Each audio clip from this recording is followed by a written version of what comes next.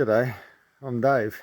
This is my story about shit that's happened to me. Not to say that I've had a particularly bad life. I've had a pretty good life. I've grown up in Australia, which is a pretty free country, free of war zones and things, but I've had shit happen to me. Sorry I keep using the word shit, but I mean that in a very literal sense. I've suffered from irritable bowel syndrome for quite a long time. Started back 35 years ago when they first thought that I had acute appendicitis and rushed me into hospital to take my appendix out. I woke up from having the appendectomy and the doctor came in and said, your appendix were fine, but we took them out anyway, but you have Crohn's of the terminal ileum. Now, I didn't know what Crohn's was, and I didn't know what the ileum was. I knew what terminal was, and that meant the end, and I thought I was going to die. But it turns out that the terminal ileum is the end of your small intestine, and Crohn's is a intestinal issue, one way to put it, that affects your guts and your bowel movements, basically. I was put onto corticosteroids and all sorts of other drugs to try and fix that, and after a lot of invasive procedures to check what was going on up in my intestines and also down the other way, had colonoscopes and orthoscopes and things, they decided that I didn't have Crohn's. This was after a couple of years of being on the corticosteroids, but I had irritable bowel syndrome. And because I had loose stools all the time, they said, well, you should be eating more fibre. So I ate more fibre, lots of leafy greens and that type of thing, and my issues didn't get any better. If anything, they got worse. I had blood clotting issues, depression issues, to the point where at times it got so bad that I wanted to end things, to put it mildly.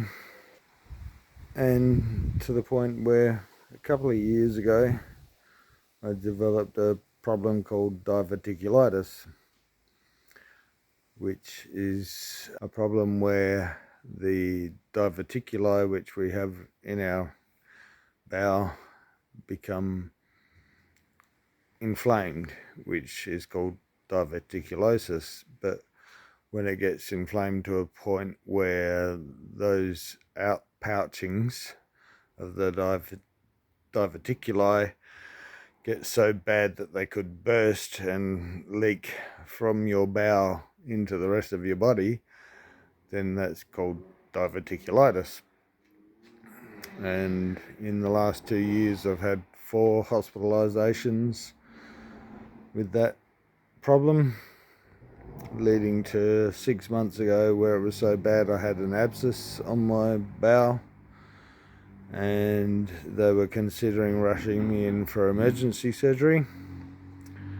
Thankfully, I responded to the antibiotics, which had got me out of the hospital the previous 3 times, but they said that it had gotten to a stage where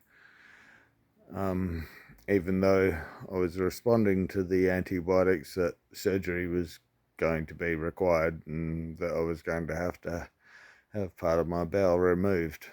After a week in hospital, they sent me home for a couple of days, but scheduled the surgery to have that section of the bowel removed, which is called a colorectal resection. So they take part of your colon out, or your large intestine, and join it back together, but in the meantime for that part of your bowel to be able to heal, they have to give you an ostomy. In my particular case, an ileostomy. So an ostomy is where they take a part of your internal organs and connect them up to the outside world, basically. A lot of you may have heard of a colostomy, which is where it's attached at the large bowel. Mine was attached at the ileum, which is the small intestine. So that's called an ileostomy, which means I currently have a little bag that collects my poop, or as it's called in the Ostomate Society, your output. What led me to this point is a point of conjecture. I believe that I was given bad information by medical professionals in various different fields, because I regularly had loose stools, and even though the doctors knew what my consumption was like, including a lot of scotch and cola, they just suggested that the only way to fix it was to have a higher fibre diet. Fibre is hard for the human body to break down and puts a lot of strain on the intestines. And the first thing they tell you when you have diverticulitis is you've got to cut the fibre out and go on a low fibre diet. But once it gets better, go back onto having lots of fibre. So it's a bit of a, like, yeah, sort of fix it up, but then do something that's just going to flare it up again, which is what kept happening to me, which is why I ended up in the hospital 4 times in under 2 years, resulting in the bag, which is down here. It's the bag attached to my stomach, which is where my poop comes out now. As you can see, it's sticking out quite a bit up here. You can see the big lump there.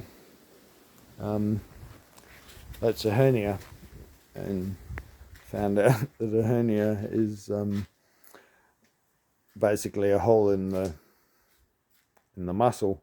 I had a hernia prior to the surgery for having this done, which I wasn't aware of. My belly button was, I guess you could call, a bit of an outie, but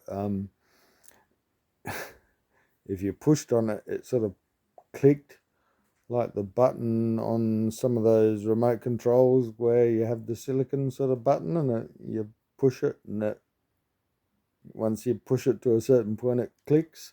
Well, that's sort of what my belly button did. My grandchildren loved it. They thought it was funny. Due to the surgery, I had to have a what they call a midline, which is this scar down here. This scar down the middle, which goes down to just below my belt line. So yeah, that was quite a long surgery. It took 5.5 hours. I don't know how to express what that was like, because I was unconscious at the time, obviously, but there was a long recovery afterwards.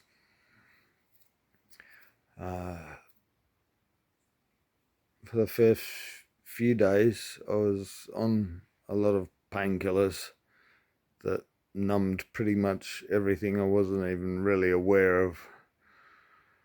I was aware of where I was, but it's a little hard to describe that.